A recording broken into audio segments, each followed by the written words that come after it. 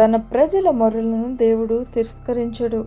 కీర్తన 91:14-15 అతడు నన్ను ప్రేమించుచున్నాడు గనుక నేను అతను తప్పించదను, కాపాడేదను.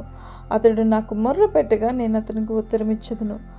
ఆహాబు కుమారుడైన రాజైన అహజ్యా ప్రవక్త అయిన ఏలియాను పట్టి తెచ్చుటకు 2 సార్లు 2 సైనిక దళాలను పంపించెను.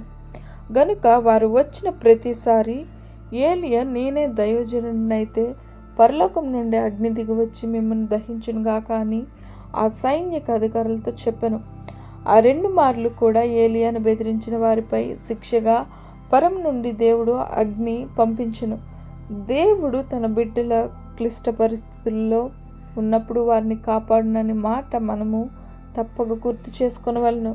వారిని కాపాడుటకు దేవుని దూతల తన భక్తుల చుట్టూ ఉండును. మన జీవిత కాలం అంతయు మనకు తెలియని అనేక విధాలుగా దేవుడు మనల్ని కాపాడి ఉండును. అది మనము పరలోకం చేరు వరకు మనం ఎరుగకయుందుము. అనేక సార్లు మనల్ని గోధుమ గింజలు జల్లించుటకు కోరును, కానీ దేవుడు వద్దు అని చెప్పి ఉండెను. అయితే తన దాసులను శ్రమల నుండి కాపాడుటే ఎల్లప్పుడూ దేవుని చిత్తం కాదు అనియు మనము గుర్తుపెట్టుకొనవలను. కొన్నిసార్లు మనము దుఃఖము, బాధ అనుభవించుట కూడా దేవుని చిత్తమై ఉండును. శ్రమ ద్వారానే దేవుడు మనల్ని పరిపూర్ణంగా చేయునని మనము గుర్తు చేసుకుందాము.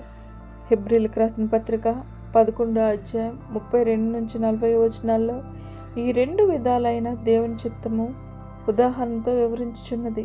కొందరు విశ్వాసమును బట్టి శ్రమల నుండి విడుదల నొందువారు, అలాగే మరికొందరు శ్రమలో ఓర్పుతో సహించుటకు దేవుని కృపను అనుగ్రహింపబడిన వారు.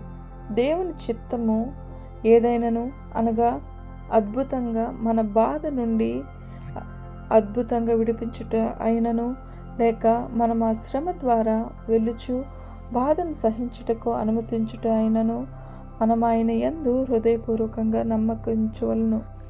ప్రియ స్నేహితులారా, ఏదేమైనను మనం ఆ దేవుని యందు నమ్మకించి ఆయన పరిపూర్ణమైన చిత్తమును అప్పగించుకుంటకు ఇష్టపడుచున్నామా అని మనల్ని మనం ప్రశ్నించుకుందాం. ఆమేన్.